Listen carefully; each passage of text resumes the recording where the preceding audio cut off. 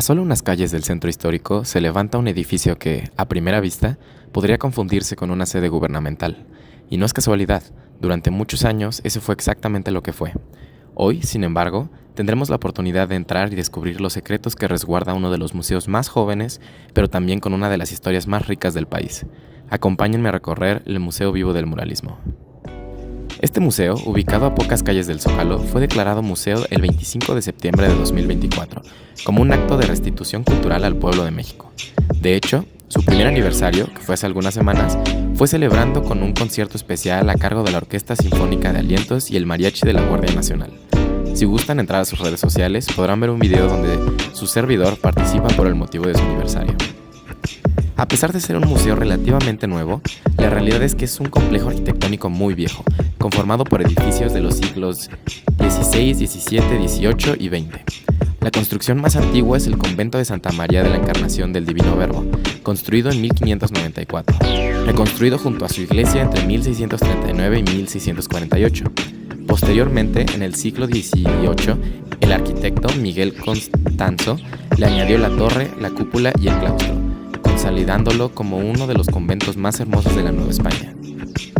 Otro de sus edificios notables es la antigua Real Aduana de Santo Domingo, en cuyos patios se inspeccionaron las mercancías que ingresaban a la ciudad para el pago de impuestos.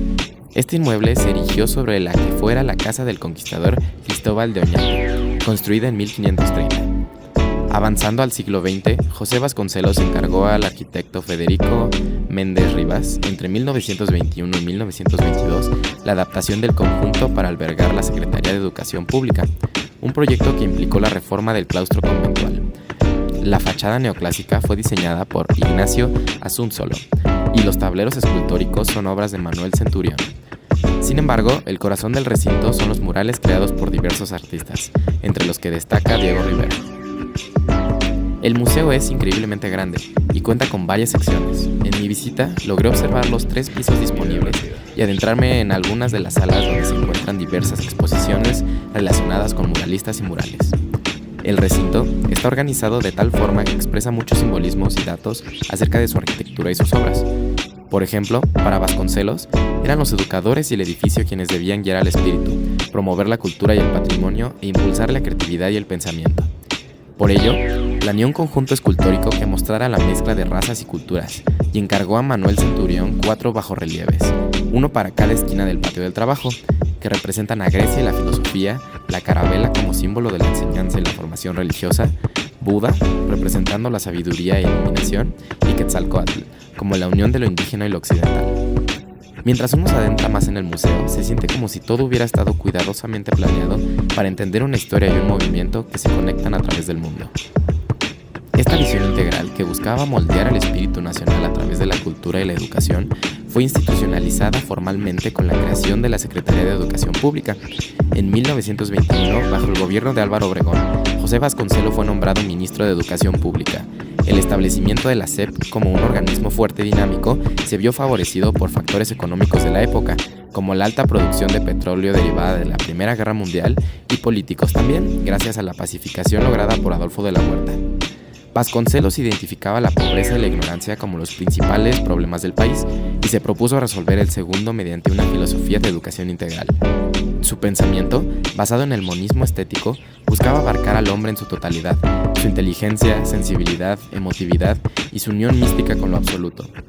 Convencido de que el deber más elemental de una civilización era alimentar y educar a los niños, Vasconcelos impulsó la institución de los desayunos escolares, sentando la plataforma para la promoción de un nuevo arte nacional. Tras su creación, y como parte de esta cruzada cultural, la Secretaría de Educación Pública contrató artistas para hacer murales en escuelas, edificios públicos y museos, con el fin de consolidar una idea hegemónica de lo que representaba el arte nacional. Así, el gobierno promovió un arte propio, naturalista, figurativo y con temáticas nacionalistas, con el que buscó que se reconociera a México como un país moderno y pacífico. Al entrar al museo, se nos explica cómo los primeros murales modernos fueron creados en la posrevolución. Esta difusión pictórica de nuestra historia y tradiciones no solo reforzaba el nacionalismo y afianzaba la identidad cultural como un recurso didáctico, sino que también desarrollaba un nuevo arte mexicano. Esta explosión artística fue un fruto directo y radical de la Revolución Mexicana, buscando ser una estética de la transformación que representara la realidad social, política e histórica del país, sin imitar modelos europeos. Liderado por José Clemente Orozco, Diego Rivera y David Alfaro Siqueiros, el movimiento concibió el arte como un vehículo público y monumental para las masas, rompiendo con el individualismo burgués. Su mensaje, intrínsecamente político, estuvo estrechamente ligado al marxismo, que le dio sustento ideológico y empujó a sus creadores, varios de ellos militantes comunistas, a utilizar el muralismo como una forma de radicalizar la revolución, denunciar contradicciones sociales y promover una visión latinoamericanista y universal del hombre. Numerosos artistas recibieron comisiones para decorar los muros de recinto como el Colegio de San Pedro y San Pablo, el Pabellón de México en la Exposición Internacional de Río de Janeiro, el antiguo Colegio de San Ildefonso, la Escuela Belisario Domínguez, el edificio de la SEP, la Escuela Nacional de Agricultura en Champingo, el desaparecido Estadio Nacional y la Escuela Primaria Benito Juárez. El muralismo moderno inicia su tercera y última etapa a partir de 1940, dividida en los periodos tardío de 1940 a 1957 y ultra tardío de 1957 a 1970. Varios eventos marcaron su caso, principalmente las muertes de Orozco en 1949, Rivera en 1957 y Siqueiros en 1974. Desde la década de 1940, y con más fuerza a partir de 1950, las pugnas generacionales detonaron un progresivo relevo del muralismo. Este cambio fue motivado por un grupo de artistas conocido como La Ruptura, el cual cuestionó la hegemonía y los valores de la escuela mexicana. A pesar de los esfuerzos del gobierno por seguir promoviendo este tipo de arte, el auge de nuevas técnicas empezó a expandirse a lo largo del país. El primer gran gesto fue la exposición de Rufino Tamayo, antagonista de Los Tres Grandes, para la inauguración del Museo de Arte Moderno en 1964. El golpe final llegó con el encargo de murales a artistas rupturistas, casi todos abstractos, para el Pabellón de México en la Exposición Universal de Osaka de 1970. El museo es una invitación a conocer no solo la historia del muralismo, sino también la de los artistas y sus obras, destacando desde la entrada el trabajo de Diego Rivera. El Museo Vivo del Muralismo resguarda una de las colecciones más extensas del pintor, compuesta por un universo pictórico de más de 200 tableros, sobre puertas, grisallas y transcripciones de poemas, distribuidos en los 3.139 metros cuadrados de murales que lo conforman. El legado estético que Rivera dejó con este trabajo convierte al pueblo en el protagonista de sus escenas. En sus murales es posible apreciar festividades como el Día de Muertos, la Fiesta del Maíz, danzas y oficios, además de la educación y las luchas sociales, en las que también se inscriben frases, fragmentos de corridos revolucionarios y poemas. De hecho, en el piso superior se encuentra un mural muy largo que plasma la visión de Rivera, la rebelión de los trabajadores contra las élites y la posterior implementación de un modelo socialista. A pesar de que para artistas como Siqueiros Rivera era un falso socialista por su poca participación en la causa, es innegable que dentro de muchas de sus obras se encontraba una carga ideológica. De hecho, esto provocó que muchos murales, no solo de Rivera, fueran víctimas de la censura. Las cifras son bastante interesantes. De los 250 sitios principales con murales de la Escuela Mexicana de Pintura, en 42 se ha perdido al menos una obra y 58 han sido totalmente destruidos, sumando más de 200 murales desaparecidos, la mayoría antes de 1970. Aunque algunos fueron destruidos con cincel por censura ideológica o moral, muchos otros se perdieron por abandono, especulación inmobiliaria o tragedias como los sismos de 1985 y 2017. A pesar de esto, en el museo se nos muestra cómo el arte mural sigue siendo de gran influencia a día de hoy. Los murales actuales siguen la huella de la tradición muralística y en ocasiones reciclan viejos cánones plásticos. Sin embargo, su realización no obedece necesariamente a la imagen e intereses de las instituciones financiadoras. Más bien, responden a enfoques alternativos, de grupos minoritarios o de resistencia antihegemónica, local o asuntos específicos. El museo exhibe varios casos que ilustran este fenómeno, entre los que destacan los murales zapatistas y la obra La Virgen de las Barricadas, ambos siendo vivos ejemplos de cómo se recurre a diversas formas de expresión para plasmar objetivos, cosmovisiones, críticas, etc.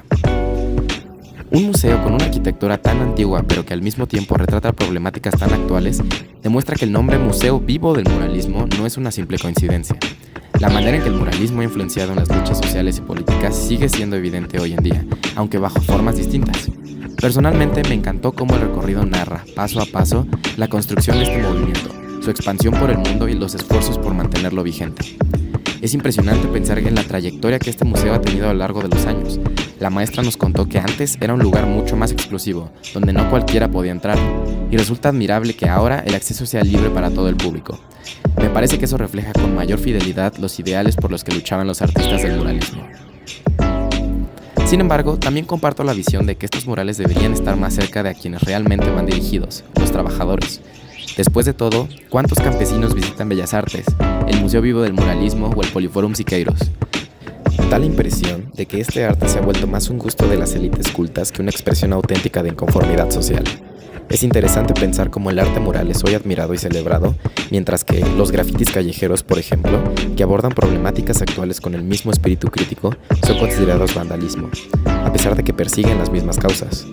Por eso, en una época en la que la censura vuelve a ser un tema relevante, es fundamental que también cobren fuerza las expresiones de inconformidad, y creo que un museo como este nos recuerda precisamente la importancia de mantener viva esa voz crítica.